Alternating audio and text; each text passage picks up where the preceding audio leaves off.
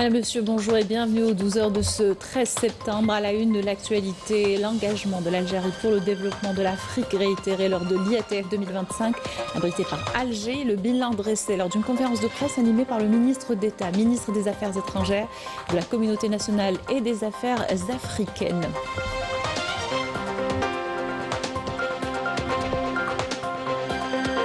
Cap sur l'intégration intra-africaine, une politique prônée par l'Algérie et qui s'est illustrée lors de la foire intra-africaine commerciale. Un nouveau jalon dans les efforts africains vers le développement avec en priorité la concrétisation de la ZLECAf et les projets qui l'entourent.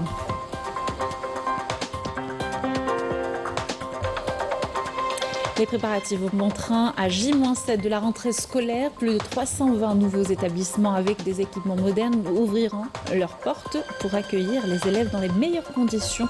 Les détails tout à l'heure.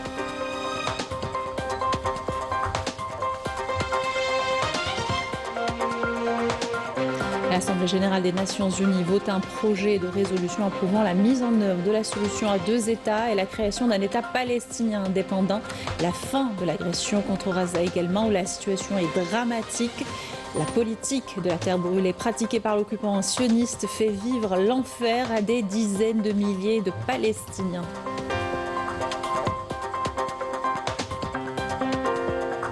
Et les femmes à l'honneur dans cette édition avec tout d'abord la chorale traditionnelle féminine, le Tizi Tamlelt, qui raconte le vécu de nos ancêtres.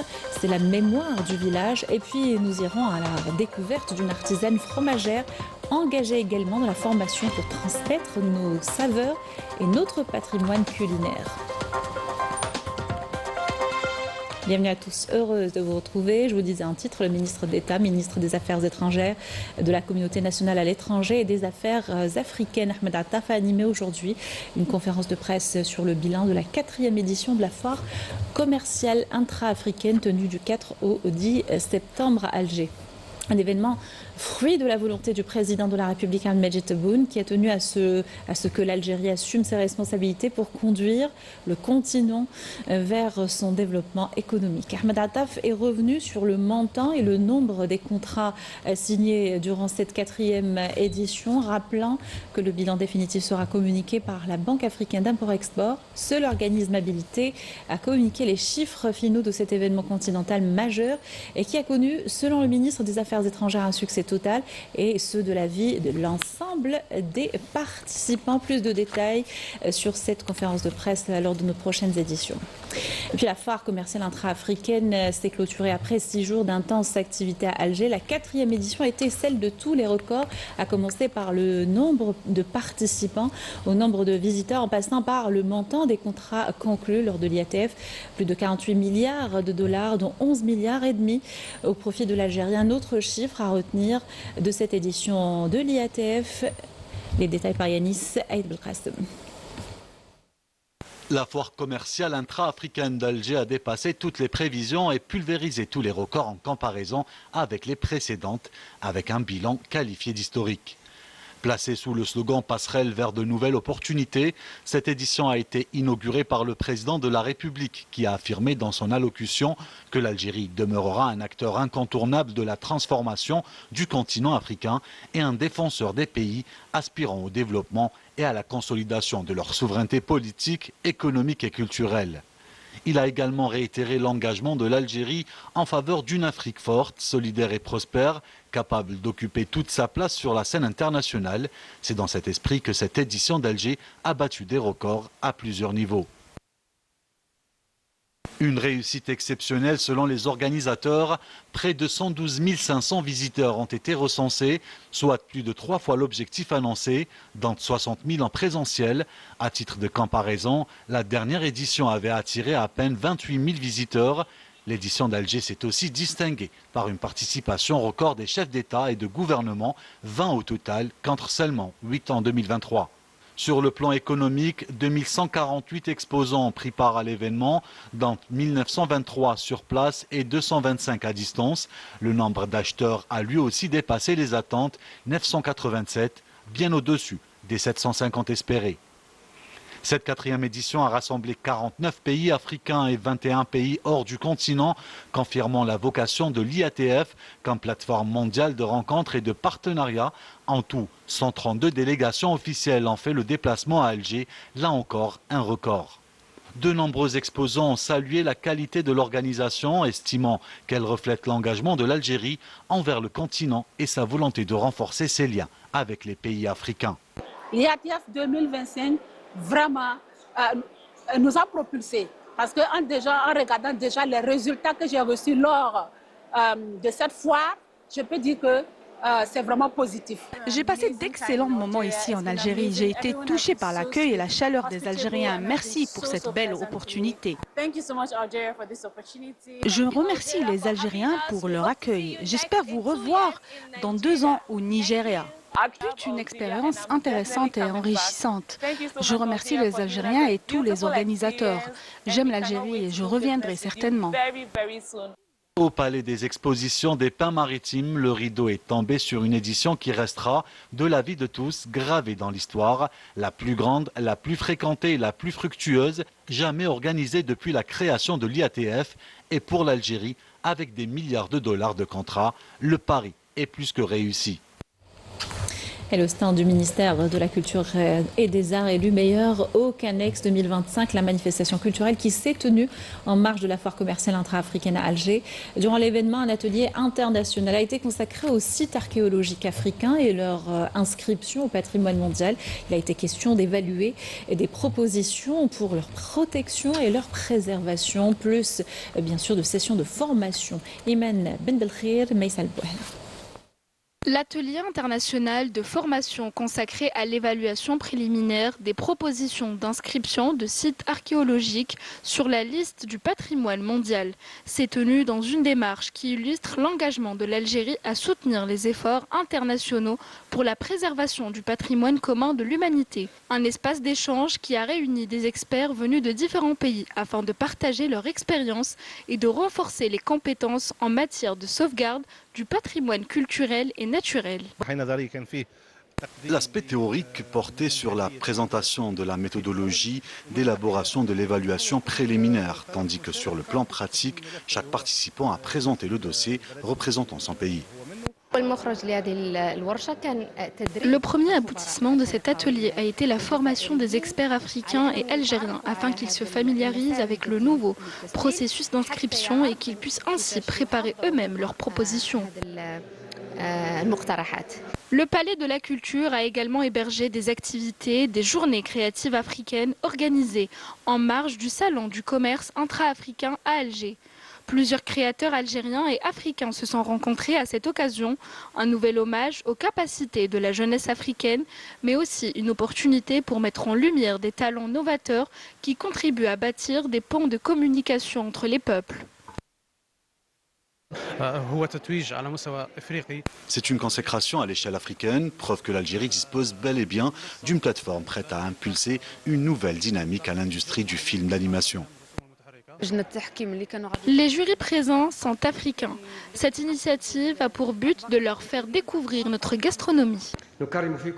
Nous honorons en vous non seulement l'excellence, mais aussi la volonté de relever les défis et l'esprit d'initiative.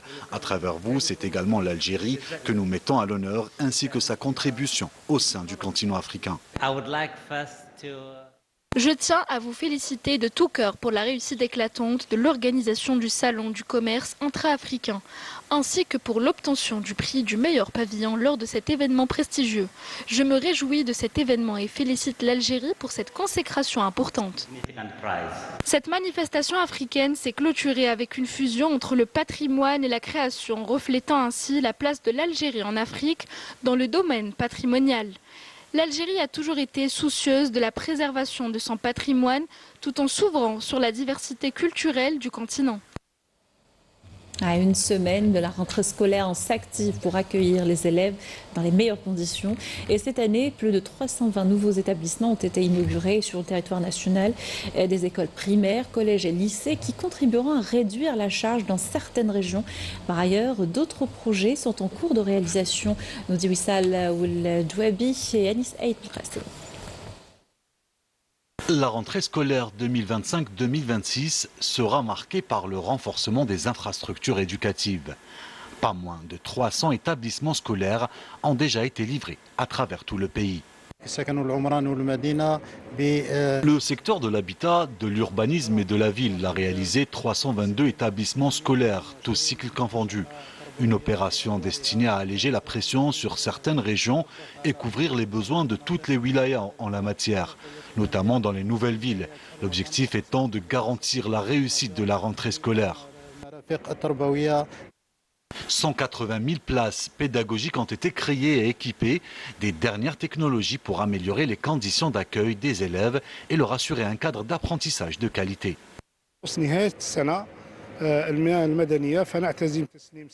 D'ici la fin de l'année, nous prévoyons la livraison de 653 nouveaux établissements scolaires, répartis sur 594 sites. Avec plus de 324 écoles primaires d'une capacité de 160 000 places, 228 collèges pouvant accueillir 165 000 élèves et 101 lycées avec une capacité de plus de 100 000 places pédagogiques. D'autres projets sont en cours de réalisation, confirmant la place prioritaire accordée à l'éducation. L'école reste plus que jamais au cœur des politiques publiques comme levier essentiel pour mieux préparer l'avenir du pays. Dans l'actualité également, l'Assemblée générale des Nations Unies a voté hier vendredi un projet de résolution approuvant la déclaration de New York sur la mise en œuvre de la solution à deux États et la création d'un État palestinien indépendant. 142 pays ont voté en faveur de la résolution, 10 contre et 12 se sont abstenus. La déclaration plaide notamment pour la fin de l'agression contre Gaza et un règlement juste, pacifique et durable du conflit palestinien. La situation reste dramatique à Gaza. Les bombardements se sont intensifiés ces dernières semaines dans le centre, notamment que l'armée sioniste tente de contrôler totalement. Au moins 72 Palestiniens ont été tués hier dans des frappes ciblant différentes zones de l'enclave. 14 d'entre eux attendaient des aides humanitaires. 2 autres Palestiniens sont décédés des suites de la famine, conséquence du blocus de l'occupant israélien qui a causé la mort de plus de 400 Palestiniens ces 2 derniers mois. Des bâtiments et des tentes de réfugiés ont également été visés. Les bombardements et des attaques maritimes ont détruit des dizaines d'habitations sur le front de mer de Gaza. Et cette politique de la terre brûlée pratiquée par l'occupant sioniste pousse des dizaines de milliers de Palestiniens au déplacement sans issue possible. Les Gazaouis sont pris au piège dans d'extrêmes conditions. On fait le point avec notre correspondant Salam Al-Awadi et commentaire de Badir Amardi. Une énième escalade de l'armée sioniste dans les territoires palestiniens faisant encore des morts et des blessés. Les bombardements sont intensifiés pour forcer les populations à l'exode. L'objectif étant de pousser 1 million de Palestiniens à quitter leur terre. Pour arriver à ces fins, l'occupant sioniste utilise sans sourciller tout son arsenal de guerre. Mais pas que, il mène une véritable guerre psychologique pour fragiliser la résilience des Gazaouis afin de les contraindre à quitter leur terre. Nous restons ici. Où voulez-vous qu'on parte? Au début de la guerre, je n'ai pas quitté Gaza. Maintenant aussi, nous résistons malgré la peur et la faim. En quelques jours seulement, des dizaines de bâtiments ont été rasés par les missiles. Sans répit, les bombardements sionistes visent toute l'enclave. Aucun territoire n'est sûr, ni le nord ni le sud. Beaucoup sont partis et revenus. Nous comptons résister et rester ici dans l'enclave. Nous ne vivrons que notre destin. L'occupant sioniste continue de pousser les habitants de Gaza à l'exil, leur faisant croire qu'ils peuvent aspirer à trouver un lieu sûr ailleurs. Mais ce n'est que peine perdue. La mort et la misère les guettent. Ils sont constamment ciblés par les bombardements et sans les moyens les plus élémentaires nécessaires à la survie. Ni eau, ni nourriture, ni accès aux soins. Mon voisin a quitté Sabra pour aller au sud. Il est revenu avec ses enfants dans un linceul.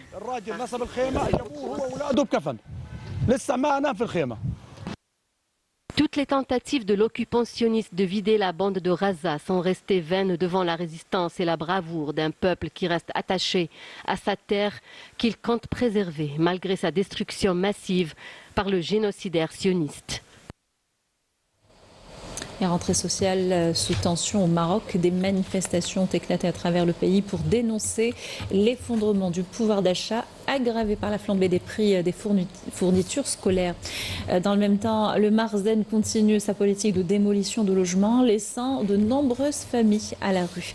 Fathia Belhalia et Majda Jahboul. Au Maroc, la rentrée sociale est marquée par des tensions palpables dans la rue. Enseignants et familles expriment leur colère et dénoncent les lenteurs administratives ainsi que la flambée des prix qui dépassent les moyens des ménages. Est-ce que les responsables accepteraient que leurs enfants s'assoient sur une chaise pareille? Les livres de seconde main sont destinés aux familles qui ont un faible revenu. Ils ne sont pas en mesure d'acheter de nouveaux livres à leurs enfants.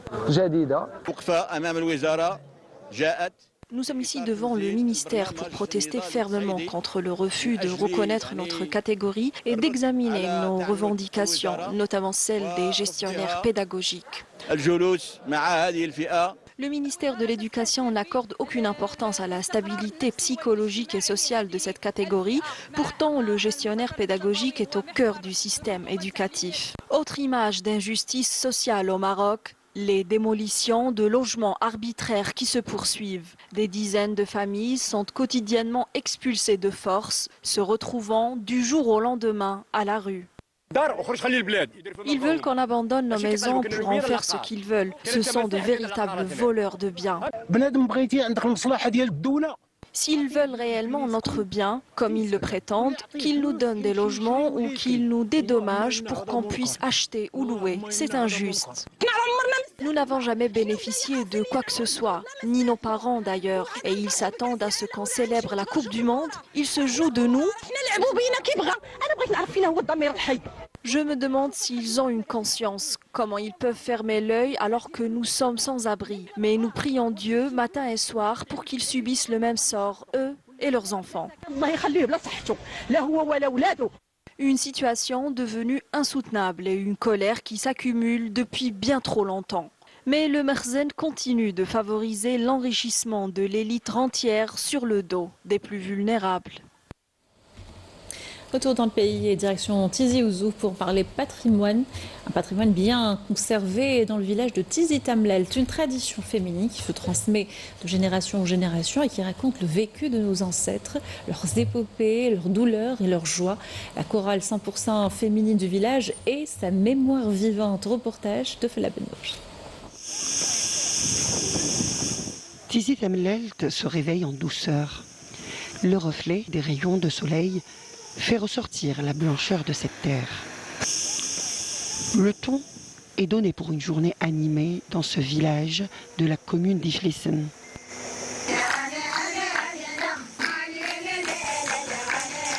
Entre terre et mer, et entre Esfoun et Tizirt. Ici, la beauté se conjugue avec la poésie. Il existe une terre, référence à une terre blanche qui existe dans notre village riche, avec laquelle les femmes badaugenaient les maisons qui étaient en pierre avant. Et la maison en pierre, la voici. Les femmes de Tizi Tamlelt qui se sont occupées des travaux à l'intérieur de la bâtisse revoient les finitions et les détails qui nous permettent de traverser les époques d'une civilisation amazigh profondément algérienne. Il est important de préserver nos traditions et notre patrimoine. Cette maison est à l'identique que celle de nos ancêtres. Ça, par exemple, je l'ai fait moi-même. C'est ici qu'on stockait l'orge, le blé et même les figues sèches. Les figues sèches. Ce sont les hommes qui construisaient ces maisons avec de la pierre et les femmes s'occupaient des finitions en fredonnant des poèmes. Un patrimoine immatériel dont regorge notre pays. Il célèbre, comme pour le cas d'Eshwir, les mariages. Mais il raconte également les affres du colonialisme.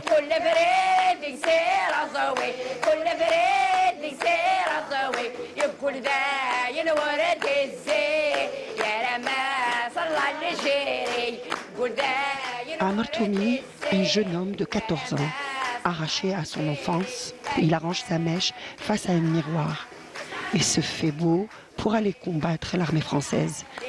Il s'est promis de revenir avec le drapeau de l'Algérie ou mourir au champ d'honneur. La chorale de Hima Kerma reprend souvent cette chanson fièrement. Hima Kerma, c'est une figure mystique de ce village.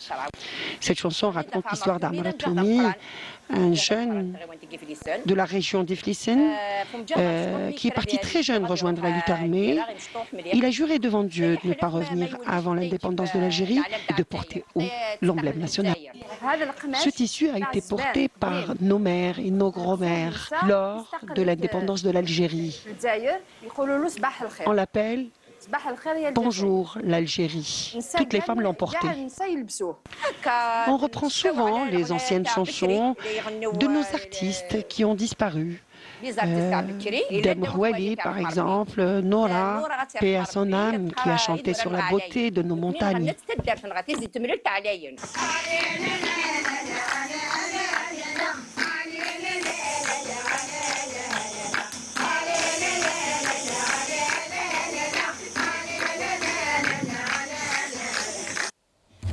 Et pour clôturer cette édition, nous vous emmenons à la découverte d'une artisane fromagère qui a décidé de favoriser le goût et la qualité plutôt que la quantité. En plus de fabriquer à la main ses fromages, Malika est aussi formatrice.